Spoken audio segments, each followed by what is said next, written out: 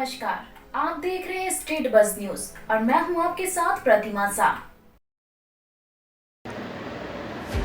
झारखंड भाजपा प्रदेश अध्यक्ष बाबूलाल मरांडी ने बतौर प्रदेश अध्यक्ष प्रदेश कार्यालय में पहली प्रेस वार्ता को संबोधित किया। मरांडी ने बताया कि कल 17 अगस्त से 40 दिन की संकल्प यात्रा पर रहेंगे, जिसका आज स्टिकर जारी किया। बाबूलाल मरांडी प्रेस वार्ता से पूर्व विधानसभा परिसर में स्थित पूर्व प्रधानमंत्री अटल बिहारी वाजपेयी की पुण्यतिथि पर श्रद्धांजलि अर्पित की। उन्हें याद करते हुए कहा कि अटल जी ने अलग राज्य देकर राज्य की जनभावनाओं को सम्मान दिया था। झारखंड अलग राज्य का गठन अटल जी की देन है। आज राज्य की सत्ता में बैठे लोग अटल जी के सपनों को रौंद रहे हैं। ये वही लोग हैं जिन्होंने अलग राज्य के आंदोलन की बोली लगाई तो किसी ने अपनी लाश पर बनने की कसम खाई। कोई आंदोलन का क्रेता बना तो कोई विक्रेता बना। बाबूलाल मरांडी ने राज्य सरकार पर हमला करते हुए कहा कि सरकार को राज्य की जनता की भलाई और विकास से कुछ लेना देना नहीं है। ये सरकार केवल कमाने में लगी है। यहाँ तो भ्रष्टाचार को रोकने की जिम्मेवारी रखने वाला व्यक्ति खुद आकंठ भ्रष्टाचार में डूबा है। मरांडी ने कुछ दस्तावेज दिखाते हुए पूरे शिबू सोरेन परिवार पर आदिवासियों की जमीन लूटने का आरोप लगाया। दस्तावेज में दर्ज नामों का उल्लेख करते हुए उन्होंने कहा कि मुंडा आदिवासी की जमीन को मुख्यमंत्री हेमंत कुमार सोरेन पिता शिव सोरेन के नाम, दुर्गा सोरेन की जमीन की रजिस्ट्री दुर्गा प्रसाद सोरेन पिता शिव सोरेन के नाम और बसंत सोरेन की जमीन बसंत कुमार सोरेन पिता शिव सोरेन के नाम से दिखाई गई। जब सत्ताधारी खुद फर्जी दस्तावेज बनाकर आदिवासियों की जमीन लूट रहे हो तो उससे राज्य में मची लूट को कम करने की उम्मीद नहीं की जा सकती। इसी भ्रष्टाचार से राज्य को मुक्ति दिलाने के लिए भाजपा संकल्पित है। इसी संकल्प को जनता के बीच संकल्प यात्रा के माध्यम से की जा रही है। इस यात्रा की शुरुआत देश की महान विभूति की जन्मभूमि भोगनाडीह से की जाएगी। दिन इसको कह सकते हैं, सौभाग्य है कि आज देश के ऐसे महापुरुष है अटल बिहारी वाजपेयी जी, उनकी पुण्यतिथि और झारखंड के साथ उनका जुड़ाव इतना है, मैं समझता हूँ कि झारखंड की जनता या झारखंड वासियों उनके ऋणी रहेंगे सदैव। क्योंकि आज जो झारखंड प्रदेश में हम सब लोग यहाँ उपस्थित हैं तो झारखंड राज्य को भी बनाने का जो श्रेय देश के प्रधानमंत्री उस वक्त अटल बिहारी वाजपेयी जी थे, उनको जाता है। क्योंकि अलग राज्य की मांग आज से नहीं बल्कि वर्षों से, और वर्षों ही नहीं, स्वतंत्रता के समय से ही झारखंड राज्य की मांग चल रही थी। यहाँ से आंदोलन हो रहा था और आंदोलन के अग्रिम पंक्ति में यहाँ के आदिवासी भाई बहनें हुआ करते थे। और उस समय अखंड रूप से कहिए कि देश में और प्रदेशों में भी यानी कांग्रेस पार्टी की सरकार हुआ करती। तो कांग्रेस पार्टी बातें तो आदिवासियों के लिए बड़ी बड़ी करते हैं, लेकिन कभी भी इन लोगों ने आदिवासियों की भावनाओं का कद्र नहीं किया, सम्मान नहीं किया। कांग्रेस की केंद्र में चाहे नेहरू जी की सरकार रहे हो, चाहे इंदिरा जी की सरकार रहे, चाहे राजीव गांधी की सरकार रहे, चाहे नरसिंह राव की सरकार रहे हो, इन लोगों ने यहाँ के जो ट्राइबल लीडर थे, जो झारखंड राज्य का जो नेतृत्व करते थे, उनको अपने गोद में बिठाते रहे और खिलाते रहे और झारखंड राज्य के नाम पर कुछ भी लोगों ने नहीं किया। और झारखंड के नेता भी यानी जिन लोगों ने राज्य नहीं बनाया कि उनके साथ ही वो रहे, चूंकि उनको थोड़े बहुत पैसे से उपकृत करते रहे हैं या कुछ पदों से भी उपकृत करते रहे हैं। लेकिन भारतीय जनता पार्टी जब 1980 में बनी और उसके बाद भारतीय जनता पार्टी ने घोषणा किया अपनी घोषणा पत्र में कि जब भारतीय जनता पार्टी के नेतृत्व में केंद्र में सरकार बनेगी तो हम अलग झारखंड राज्य बनाएंगे। और मुझे ये कहने में खुशी हो रही है कि अटल बिहारी वाजपेयी जी 1996 में उनके नेतृत्व में सरकार बनी, वो मात्र 13 दिन की सरकार। तो सरकार ने बहुमत भी उस समय नहीं प्राप्त किया। 13 दिन की सरकार में ये संभव नहीं था अलग राज्य बनाना।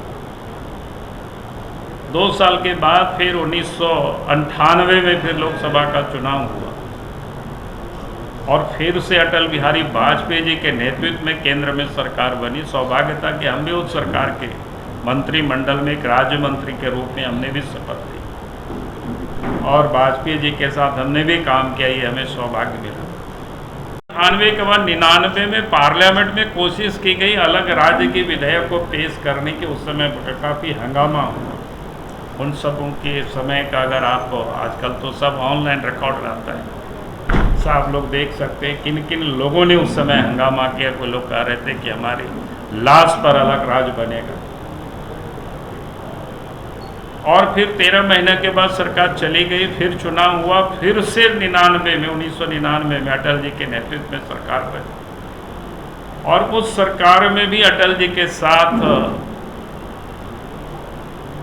राज्य मंत्री के रूप में काम करने का मौका मिला। और 15 नवंबर 2000 आते ही भारत की पार्लियामेंट से अलग झारखंड राज्य की प्रस्ताव पारित हुआ। भले अलग झारखंड ही नहीं बल्कि उत्तराखंड और छत्तीसगढ़ भी राज्य बना। तो मैं ये कह रहा था कि अगर इस राज्य को किसी ने सम्मान दिया, यहाँ के वासियों को, यहाँ के आदिवासियों को, उनकी भावनाओं का किसी ने सम्मान किया तो अटल बिहारी वाजपेयी जी ने किया। आज उनकी पुण्यतिथि था, तो सबसे पहले तो पुण्यतिथि के अवसर पर उनको श्रद्धा सुमन अर्पित करता हूँ। और इसलिए मैंने कहा कि झारखंड की जनता उनके प्रति सदैव ऋणी रहेगी। आज झारखंड प्रदेश को बने हुए तो 23 साल हो गए। हमें भी राज्य में पहले मुख्यमंत्री बनने का मौका मिला, फिर विकास की जो बुनियाद, विकास के काम जो हम सब लोगों ने किया वो किसी से छुपा हुआ नहीं। हमारे बाद फिर अर्जुन मुंडा भी मुख्यमंत्री बने, रघुवर दास जी भी बने। इस राज्य के विकास के लिए काम हुआ। लेकिन आज इस प्रदेश में जिन लोगों के हाथों में शासन है, झारखंड मुक्ति मोर्चा, कांग्रेस पार्टी और राष्ट्रीय जनता दल, तो मैं ये कहूँगा कि अब 3.5 साल इन लोगों को सरकार में बने हुए हो गया, मंत्रिमंडल इन लोगों ने बना कर दिया। तो इस राज्य के लिए लोगों ने काम नहीं किया विकास के लिए, बल्कि कमाने में लोग लगे रहे, लूटने में लोग लगे रहे। भारतीय जनता पार्टी, आप सबने कल 15 अगस्त में जब देश के प्रधानमंत्री लाल किला के प्रचर से वो भाषण दिए तो आप सब लोगों ने भी सुना होगा। उन्होंने 3 चीज़ों के बारे में फोकस किया कि भाई हमें 3 बुराइयों से देश को, हमें झारखंड में कैसे ये सीओ, बीडीओ, डीसी, एसपी या थानेदार ये सब तो लूटेंगे ही इस राज्य को। जिस राज्य के मुख्यमंत्री फ्रॉडिज्म करता हो, उसका मैं एक उदाहरण बता रहा हूँ आप सब लोगों को। मेरे पास एक कागजात, ये जमीन इन लोगों ने लिया है। अब ये क्या कहते हैं 2002 में ही खरीदा, मैंने आज के ये नहीं है, जिसको कहते हैं ना पेशेवर फ्रॉड, लुटेरा जिसको कह सकते हैं।